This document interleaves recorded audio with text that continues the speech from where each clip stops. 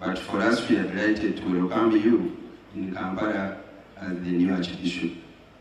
We'd like to take this opportunity on behalf of Equity Bank to say thank you to the outgoing Archbishop. His Grace Stanley Ntagari, for the great work he has done to ensure that during his time, Church House was completed. Amen. And these are the words of our director, Mr. Samuel Kirubi. He has asked me to assure you that with the watchpans of Church House as our head office, Equity Bank is committed to ensuring that the relationship of Equity Bank and the Church of Uganda and all the affiliated institutions and organizations continues to grow into the unforeseeable future. It is because of that reason that even this year we are adding on another floor on top of the 3 floors that we are occupying and having a whole fully fledged corporate and retail branch on our Church House.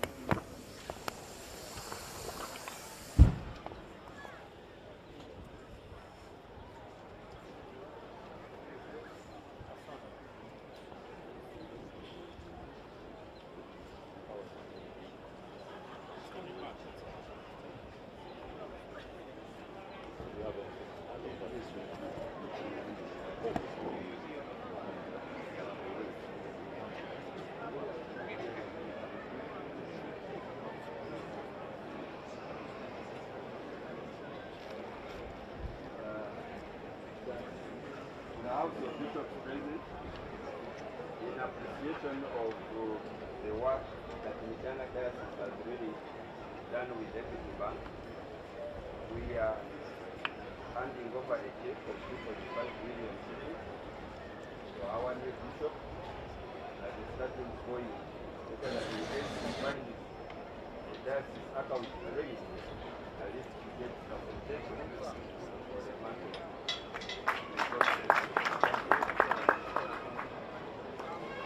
Amasanyalaze galabika nga nago gakooye, naye ebirabo bino twagambye nti mubiteeka wano, ndaba waliwo bye bateekawo ate ne babijjawo eri abantu abangi wabeerewo alabirira ebirabo bino tukakase nti akibye wano y'oyo alina okukitwala okukitereka. Chairman, Organizing Committee jangu twali tetulina mizindaalo naye twagifuna akati kozesa eddoboozi lyo oyogere eri abantu bwate tukyayinza kulinda. Chairman, Organizing Committee jangu weebaze abantu ne District Chairperson naawe ng'obeera kumpi ekyo kikolebwe.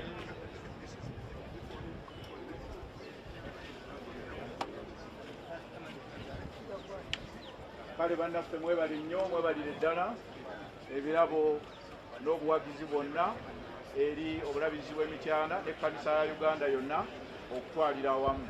Mbakubire mu ngalo olw'ebirabo bye bawadde. Mwebale nnyo, mwebalire ddala.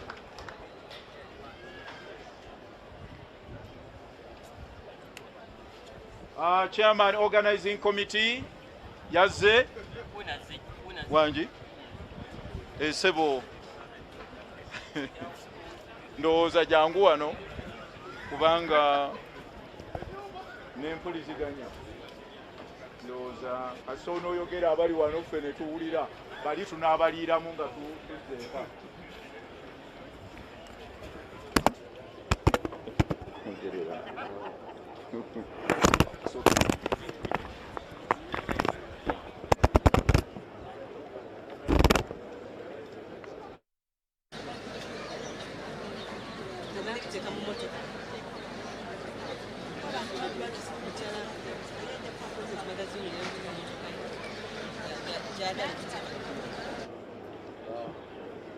Right Honorable Prime Minister, Ekitiibwa Katikkiro wa Buganda wamu n'abamyuka bo,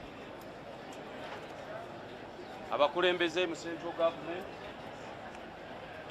my Lord Bishops, olw'okuba nti akazindalo tekaliiwo kankomaawo lwa protocol. Tuli basanyufu nnyo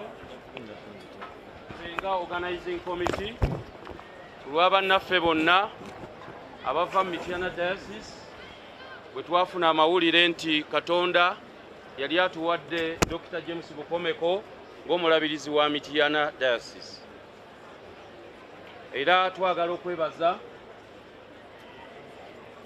Taata Archbishop Omulonde ate nga yabadde Bishop wa Mityana Diocese, the Most Reverend Dr. Stephen Kazimba olw'okutukwasa obuvunaanyizibwa buno n'abakulu bano bonna. Twagala okwebaza ennyo wamu ne maama. Twagala okwebaza ebbanga lye tukoze naawe emyaka 11 era obadde otutuma emirimu egy'enjawulo omuli okuzimba cathedral n'ebintu byonna ebirala by'otuuseeko nga ggwe Bishop wa Mityana Diocese. Bwe watuwa obuvunaanyizibwa buno wampa Central Executive Committee nga nze chairperson, nompa omukungu Sembatya Paul Mulunda Nnume, nompa muganda wange Joseph Yiga, ono ye proprietor wa Steel and Tube era ye yasinze bannamakolero bonna okubeera nga obuyiiya wamu n'okuteekateeka.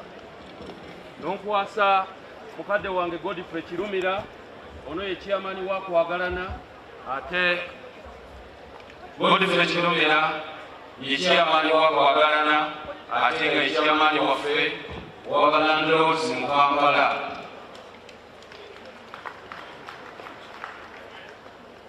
Taata Archbishop Omulonde yankwasa omukungu Peter Segawa ng'omu ku basignatories wa Kawunti ekoze omulimu guno, era njagala okwebaza olw'omulimu omulungi. Era ku lukiiko luno lubaddeko abantu ab'enzikiriza ez'enjawulo, kubaddeko ffe abakristaayo Anglicans, tubaddeko ne bannaffe abakatoliki Catholics, tubaddeko ne bannaffe abasiraamu, tubaddeko ne bannaffe abapentecost abava mu Pentecostal Church, era omulimu guno gwonna gukoze wamu. Naye ensonga lwaki ffenna twajja etusitukiramu kwe kubeera nti taata abadde omulabirizi wa Mityana Diocese Dr. Stephen Kazimba, ffenna ab'enzikiriza ez'enjawulo abadde atusembeza, njagala omwebaza olw'omutima omulungi Katonda gwe yamuwa. Tutambule n'ebbanga ddene era mmwe bannamityana munanjulira. Ebbanga lyonna abasajja bano be mulaba, abamu bava Masaka, abalala babazaala Kampala, abalala baagagawala nnyo abaali baddirira Katonda tabirowoozaako. Naye Katonda bamulowoozaako olw'omulimu Dr. Stephen Kazimba wamu ne maama gwe yatulamu. Mu nteekateeka eyo twateekawo amabeedobeedo gayite regions oba territories, era mwabo wasooka Central Executive eri Kampala nga bwe nabagambye Muganda Godfrey Kirumira engeri gy'akuyamba landlords ne business community, ebyo biri mu kwasibwa Taata Ssaabalabirizi era yakola omulimu gw'amaanyi nnyo. Eri Mityana n'alikwasa mukoddomi we omukungu Atibalwa Abbas Bukandula, musajja musiraamu era omulimu yagukoze bulungi. Eri Ebubbya ya Kasanda n'alikwasa omwami wa Kabaka atwali Ggombolola y'e Kasanda, Oweekitiibwa Katikkiro omumanyi bulungi agize endagula oyo, yakoze omulimu bulungi nnyo. Webale nnyo, webale ddala ab'Ebubbya ya Kasanda. eluwende eyo njagala okwebaza Bishop Edani Nsubuga yatukkiriza okusaala eby'enambo n'abiriziibwe era taata Bishop wamu ne maama mwebale nnyo mwebalire ddala. Ebbendobendo lyakwasibwa musajja wa Kabaka omukungu Mike Kironde oyo nga proprietor wa Jagan Schools era omulimu agukoze bulungi. Bannaffe ab'e Masaka bebamanyi obulungi olw'okuba nti mukadde wa Katikkiro yandaba n'atwala wasaba abasajja olw'obuweereza obwo ab'e Masaka bampita nga Bishop Severus Jumba agenda okutuuzibwa n'enkola omulimu omulungi. Bannaffe abo bwe twava ku bironda nga bannange mujje mutuyambeko era taata Bishop yasiima musajja wa Kabaka Batesa Walwembe n'akuyamba omulimu ogwo. Njagala okwebaza mu ngeri ey'enjawulo Bannamasaka naddala mwe Bannabuddu olw'emiliyoni $5.2 zimwatula omulimu guno. Era okukakasa ekyo nti omukwano we guli wakati wa Bannamasaka ne Mitara Diocese, Bishop yasindise abakulu ttiimu namba ng'ekulembeddwa obuwanika bwa Diocese Reverend Father Peter Bosima Wabula babatudde wali ne ttiimu gye yayise nayo. Ebbendobendo eddala lyali ly'ekiboga kya Nkwanzi nalako tubeebaza nnyo munabyamuzannyo Saamu Mpirima ye yakola omulimu ogwo. Ssebo weebale nnyo weebalire ddala. Njagala mu ngeri enjawulo okwebaza Organizing Committee, Electoral Working Committees nga zibulirwa Head of the Late Mwami John Kataza mwebale nnyo weebalire ddala era emirimu gino gyonna gye mulaba giriko obukiiko bugikoze basebo mwebale nnyo weebalire ddala. Mugere enjawulo njagala okwebaza Honorable Sylvia Namabinde wamu ne ttiimu mwebale nnyo weebalire ddala. Njagala okwebaza ttiimu okuva e Kampala ng'ekulembeddwa Headmaster wa Mengo Senior School John Fred Kazibwe. Sebo weebale nnyo weebalire ddala ne banno. Kimanyi omulabiriza Katonda gwe yatwadde ayise aweereza mu bitundu bingi naye omulimu ogwo gwe mukoze mwebale nnyo tubadde tukwatagana mu nteekateeka zonna. Njagala okubeebaza ebinyonyiri ddala. Njagala okubeebaza abantu ba Dayosisi y'e Mityana mwebale nnyo mwebale ddala. Naye njagala okubeebaza mu ngeri enjawulo basaba diikoni archdiakons abasumba wamu n'ababuulizi olw'okukubiriza omulimu guno ebisobola okubeera nga tusobodde okukola omulimu guno netugenda katutaddewo wano tents oba tuzite weema ezituuzisa abantu $1,100 basobole banyawo tugamba obutebe $1,100 era kino kyabadde kirabikanga ku Mityana.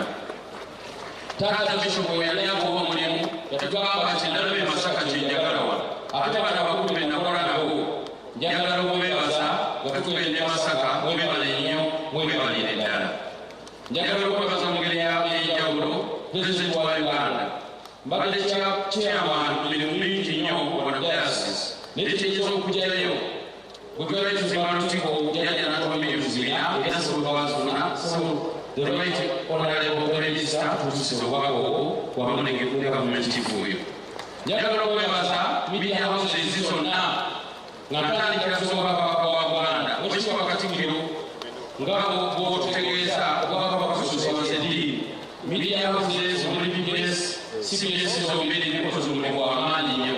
Njagala okwebaza omukungu Robert Kashenga atuyambye mu nteekateeka yonna ku Vision Group. Njagala okwebaza media houses zonna endala NBS, NTV ne radio ez'omubitundu byonna mwebale nnyo mwebalire ddala. Basobola nnyabo mbeebaza okujja mwebale nnyo mwebalire ddala mwebale obuwagizi bwonna ku lw'abannange bano. Njagala okubeebaza nnyo naye mugere nnyo njagala okubeebaza abantu ab'eddiini endala omuli Abaisiraamu omuli Abakatuliki omuli Seventh Day Adventist omuli Pentecostal Church mwebale nnyo mwebale ddala. Era basobola okuba bafuna omukwago ntegeezeddwa akulira Pentecostal Churches mukadde wange Sewada Leonard naye waali bazze olw'omukwano ogwo. Weebale nnyo weebalire ddala. Ebigambo ebyo njagala okwebaza ennyo Bishop Ofundolonde Sebo Dr. Salango Komeko twagala okukakasa tugenda kola naawe. Ffe olukiiko tukikimanyi bulungi nnyo nti taata Ssaabalabirizi agenda minisita katonda gyamusindiseemu ateeka okubeera ng'alina obwetaavu obw'emmotoka. Twaguze emmotoka erina kubatikazako drone eyo nga ejja okuba nga yiriikiriza official car. Emmotoka eri ebeera yiye official car, emmotoka eyo njatuku era nga tulemberwamu mukadde waffe omuwanika Mwamiligako Joseph. Emmotoka eyo tusaba tugikwase pata kibisho wamu ne maama basobola okubeera nga lwana balaga mu ggwanga lyonna emmotoka eyo ngegere muwerekerako asobola okubeera nga atuukiriza omulimu gwa Katonda. N'ebigambo ebyo kankomaawo mwebale nnyo mwebalire ddala. Mwebale nnyo mwebale ddala. Kakati kansabe abanatuyambako kazindalo kano abandirira okwongera babeere nga mubatuusiza akazindalo nebekwakoonya nnyo okubalinnyisa lusozi luno.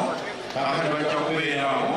Kakati nga bagenda mmotoka tunyirabye era tweyanzege chairman of district chairperson, would you please come for your remarks?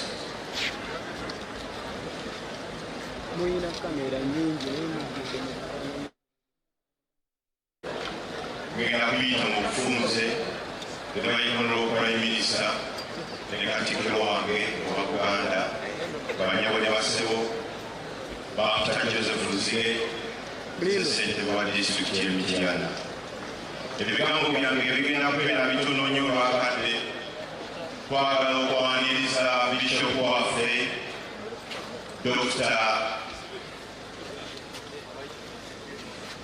James Komeko era tusuubiza Fega District tujja kuwagira era tujja kukolera wamu. Ssebo Prime Minister, enzikiriza ez'enjawulo mu disitulikiti eno ey'e Mityana, Abaprotestant, Abakatuliki, Abayisiraamu bakoze omulimu munene nnyo okulaakulanya ekitundu kino. Era batwatiddeko nnyo nga gavumenti eyawakati balina amasomero batuyambako mu byobulamu era njagala okwebaza maaso go omulabirizi Kati Bishop elect Dr. Stephen Kazimba atukoze bulungi nnyo era tusuubiza tugenda kukolera wamu n'omulabirizi omulonde. Kanisa etwadde ettaka wetwadde amazzi, kanisa etwadde ettaka wetwadde amasomero n'ebintu ddala bingi era nzikiriza nebaze Bishop Andrews wa omaaso g'ossebo era pulezidenti omututegeereze tubatukoze bulungi bwereere. Kyekimu ne bakadde baffe Abayisiraamu. Fega District tulina okuweereza abantu era twaniriza buli muntu yenna. Era pulezidenti yansabye ndirikulutinga Bishop wange omupya abeere n'abeemu mugwanyisa abantu abadde bakyalima nga balima mmere ya kulya wabula balime nga balya ate nga batwala ne mu katale, increasing household income. Era namutuukirire omulimu ogunagukkiriza era ajja kukola bulungi ng'enzikiriza ddala bwe zibadde zikukola. Njagala okwanjula abantu abatonotono be twolalawo ku district olwakadde. Ono ye vice chairperson mu Mityana district, ono ye meya Watamu, ono mukyala bamuyita Barbara Najjuma Kamya. Ssebo Prime Minister omukyala oyo ne minisita wange wa finance ate muwala wa Bishop Kamya eyawumula. Ssente azikutte bulungi era atulangirira bulungi. Ono ye speaker wa district Apollo Kazungu munnamateeka. Mukama wange abalala MP wange baminisita bange Judith n'Abakoba n'Ekiwanda tasobodde kubeera naffe, ba MPs bange Zaake waali, Ono Magumbi waali, Ono Judith n'Abakoba bajja bandika. Bityo twaniriza nnyo Fega District tukusuubiza tujja kukolera wamu.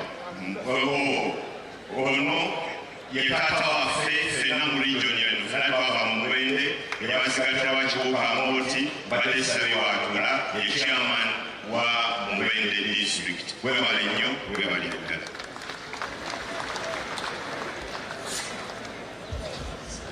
Twebale nnyo ssebo webalire ddala okoze mu bwangu era tweyanzege.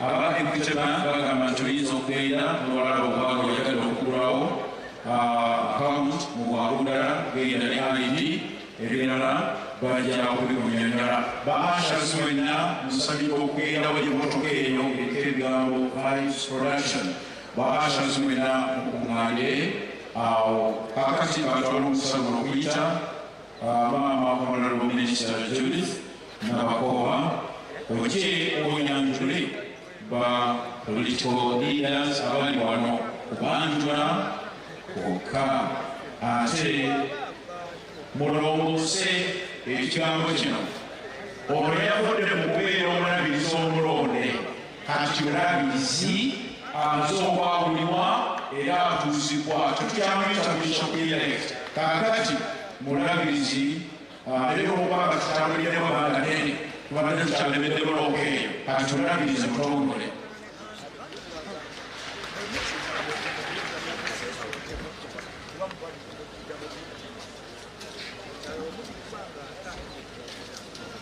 Nereazza nnyo mukama mulungi ekiseera kyonna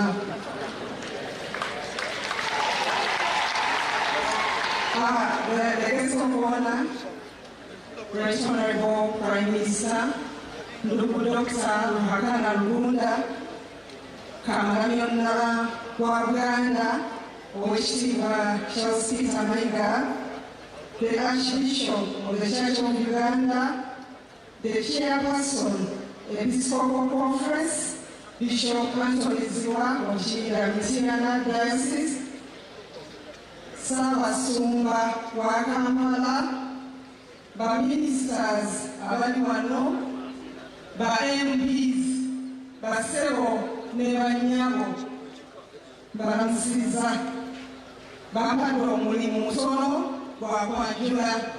Nja kusaba ababaka ne minisita ali wano mujje abantu bano babalabeko. Basebo ne banyabo tuyozaayoza bishopu waffe Dr. James Bukomeko lwaki tetutuuseeko nga Mityana Bishop tweyama tingabakulembeze ba disitulikiti y'Emityana oba ne Bendobero lino eryakuleta Mulende tujja kwamu naawe era tujja kutambula naawe ate era twebaza n'emirimu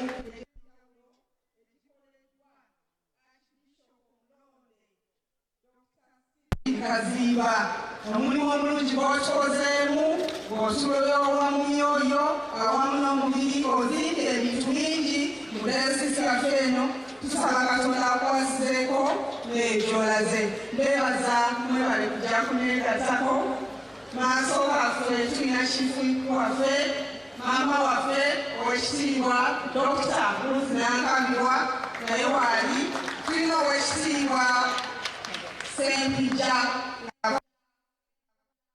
ebyobulimi naye waali ono abakiboga maama waffe w'ekiboga disitulikiti y'ekiboga tulina Dr. Kenya Kyabikoola nga weebunya naye waali netulina n'omubaka wa Mityana municipal